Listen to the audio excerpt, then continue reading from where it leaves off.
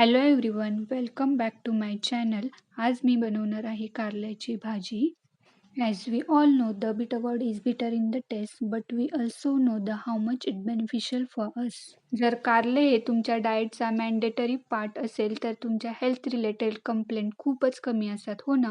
कारल्याची भाजी बनवण्यासाठी सगळी कारली अशा पद्धतीने छोट्या छोट्या स्लाइसमध्ये कट करून घेऊयात. आता सगळी कारली छोट्या छोट्या स्लाइसमध्ये कट करून रेडी आहेत. आता कारल्यातील कडूपणा आपल्याला कमी करायचा आहे. आता कारल्याचा कडूपणा कमी करण्यासाठी मी मिठाचा आणि लिंबाचा वापर करणार आहे. लिंबाला अल्टरनेटिव्ह व्हिनेगर आहे, सो तुम्ही व्हिनेगरही वापरू शकता. कारल्यातील बिटरनेस घालवण्यासाठी ही एक इम्पॉर्टंट स्टेप आहे. बरेच जण कारल्याचा बिटरनेस घालवण्यासाठी फक्त मिठाचा यूज करतात. एकदा ही ट्रिक वापरून पहा. आता या कारल्याला रेस्ट द्यायचा आहे, त्यासाठी कारले अर्धा तास असेच झाकून ठेवूयात. आता अर्धा तास झालेला आहे आणि तुम्ही पाहू शकता कारल्यातून खूप सारे कडू पाणी रिलीज झाले आहे. अर्धा तास झाल्यावर जेव्हा तुम्ही कारले अशा पद्धतीने स्क्वीज कराल तेव्हा खूप सारे कडू पाणी त्यातून रिलीज होईल. अशा पद्धतीने सगळ्या कारल्यातील कडू पाणी काढून झाल्यावर कारले एका पाण्याने वॉश करून घ्यायचे, म्हणजे आणखी बिटरनेस कमी होईल आणि एक्स्ट्रा सॉल्टही निघून जाईल.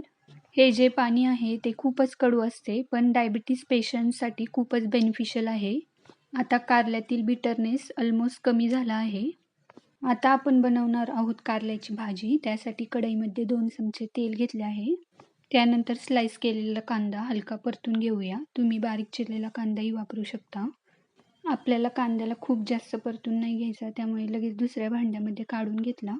इथे आपल्याला कांद्यामधील स्वीटनेस आणि मॉइश्चर कारल्यामध्ये लॉक करायचे आहे, त्यामुळे कांदा खूपच थोडासा परतला आणि काढून घेतला. गरम तेलात मोहरी जिरी टाकून घेतली. ते छान असे तडतडले गेले पाहिजेत. मोहरी जिरी छान अशी परतल्यावर त्यात 2-3 हिरव्या मिरच्या टाकून घेतल्या. हिरव्या मिरच्याही छान अशा परतल्या गेल्या पाहिजेत.